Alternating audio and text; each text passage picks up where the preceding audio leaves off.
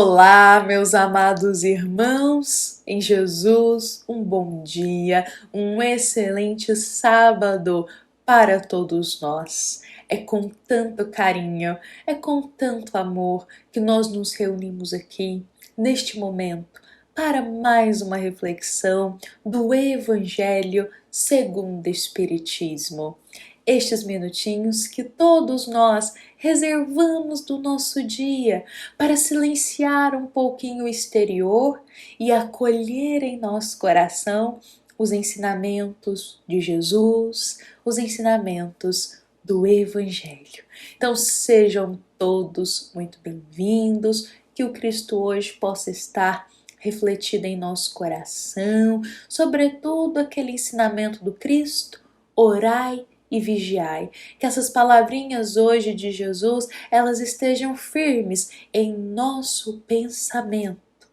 Porque se não estiverem, meus irmãos, podemos nos tornar presas fáceis. E aliás, esse é o nosso tema de hoje. E para conversar sobre isso, até para a gente refletir aqui junto, se estamos sendo almas como presas fáceis aos espíritos que desejam nos influenciar ao mal, gostaria de trazer aqui para nós as palavras do querido apóstolo Pedro. Pedro, nosso querido apóstolo, que caminhou tão pertinho de Jesus. Pedro, que é exemplo de renovação, de transformação e de mudança de caminho para todos nós. Vejamos que o querido apóstolo, ele escreveu uma carta e a gente vai extrair um pedacinho dessa carta que está no versículo 5, item 8, na carta de Pedro. Essa carta foi escrita em 64 depois de Cristo. E Pedro diz: sede sóbrios, vigiai, porque o diabo, vosso adversário, anda em derredor, bramando como um leão, a quem possa tragar. Sábias essas palavras de Pedro. Mas antes da gente aprofundar nelas e até repassá-las aqui ao longo da nossa reflexão, vale a pena a gente trazer uns esclarecimentos um pouquinho amplos dessas palavrinhas que Pedro escolhe para compor o ensinamento dele. Primeiro, Pedro começa dizendo: irmãos, sede sóbrios, vigiai. Pedro está nos convidando a ser sóbrios na alma, no pensamento, na consciência. A alma sóbria é a alma pautada em Jesus.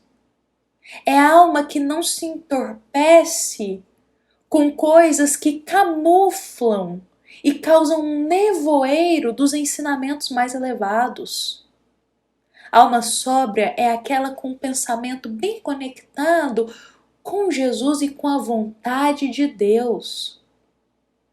Pedro nos convida a sermos sóbrios na alma e a vigiarmos, porque a todo momento somos bombardeados com ideias, com pensamentos, com energias que podem nos desequilibrar profundamente interiormente. Então precisamos constantemente vigiar o nosso interior, os nossos pensamentos, as nossas intenções. E Pedro diz: sede sóbrios, vigiai, ficai atento com o interior, porque o diabo, vosso adversário. E eu quero fazer um esclarecimento dessa palavrinha aqui, meus irmãos, para não ficar nenhum mal entendido na nossa reflexão. Vejamos que na obra O Livro dos Espíritos já é muito bem e muito claro nos esclarecidos que essa palavrinha, diabo, é apenas uma palavrinha, um termo que antigamente era usado, mas que é para designar os espíritos ainda maléficos. Aqueles espíritos que ainda se comprazem em buscar vingança e em fazer mal aos encarnados. Vejamos, meus irmãos, que este termo que Pedro usa não é necessariamente para designar um espírito em específico, apenas um espírito mau. Não, é um termo que nos esclarece sobre, como se fosse vários, sobre os espíritos mesmo, que ainda se comprazem na maldade. Então, por outras palavras, Pedro está dizendo: meus irmãos, vigiai, ficai atento, porque os espíritos maléficos, vossos adversários, os inimigos de outra vida, andam em derredor. E eu acho interessante isso aqui porque Pedro está falando, sobretudo, dos inimigos de outras vidas, dos espíritos que desejam fazer mal. Pedro não está dizendo sobre os encarnados que são adversários entre si, ou sobre alguém que está encarnado e que deseja o mal para nós. Não, Pedro está dizendo dos espíritos, porque ao usar até mesmo, vou colocar aqui este termo diabo, ele está designando espíritos. Espíritos que se comprazem na maldade. Então é um ensinamento muito sábio de Pedro em nos dizer para ficarmos atentos, porque os nossos adversários de outras existências, os nossos inimigos de outras existências, andam pertinho de nós, na espreita, nos vigiando, bramando como um leão, buscando a quem possa tragar. Meus irmãos, voltemos aqui à imagem lá do reino animal, porque Pedro usa a imagem do leão aqui. Um leão, quando ele vai atacar uma presa, ele não simplesmente ataca ela no impulso, não é mesmo? Mas se a gente analisar bem o comportamento de um leão, veremos que ele analisa toda a situação em que a presa que ele deseja está. Ele vigia por dias e dias, escondido na mata, a presa que ele deseja. Ele analisa ali aonde a presa está indo, aonde ela busca água, onde ela busca alimento. Às vezes os outros animais que rodeiam essa presa. E o leão só irá atacar quando a presa estiver vulnerável.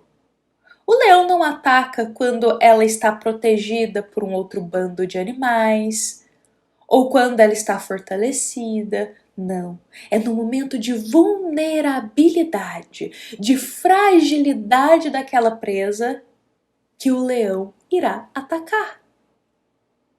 Achei simplesmente fantástico esse simbolismo que Pedro traz do leão, trazendo a gente a essa conclusão, porque é exatamente assim que os adversários de outras existências agem para conosco. Meus irmãos, os espíritos que ainda buscam a vingança ou fazer mal a nós, eles não agem na ignorância ou na impulsividade. São espíritos, em sua maioria, extremamente inteligentes, persuasivos, analisam o contexto em que estamos, analisam as nossas tendências, os nossos hábitos, o nosso comportamento e aguardam um momento de maior fragilidade da nossa alma, o momento em que a gente se torna presa fácil para eles nos atacarem. Atacarem aqui, meus irmãos, no sentido de criar sintonia conosco. Da mesma forma que um leão faz. Os espíritos adversários de outra existência que ainda buscam o mal, que ainda buscam fazer o mal, eles minuciosamente nos acompanham na espreita, quietinhos. Sim, meus irmãos, observando sobretudo o que a gente faz nas horas vazias. Porque todos temos uma hora vazia no nosso dia. Temos os nossos compromissos, que é o trabalho, o estudo, os compromissos dentro de casa, os compromissos com a vida física. Mas no dia a gente sempre tem uma hora vazia, em que não tem nada para a gente fazer materialmente ou resolver, que demande resolver da nossa parte. E eles observam quais são as nossas tendências nessa hora vazia. O que a gente busca assistir? O que a gente busca conversar nesses momentos? Quais as nossas intenções? Na hora que não tem nada nos cobrando ser úteis, na hora que não tem ninguém precisando da gente. O que fazemos nessas horas vazias? E vai ser aí, muitas vezes, que eles encontrarão as brechas das nossas fragilidades na alma, para eles agirem, se afeiçoarem para conosco, criarem um vínculo. Com isso, meus irmãos, sábias as palavras de Pedro, nos convidando ao vigiar, que nos rememora muito as palavras de Jesus, do orai e vigiai, pois devemos ser atentos o tempo todo, meus irmãos. O que pensamos, o que falamos, como agimos, as tendências que rondam o nosso coração, as intenções do nosso comportamento.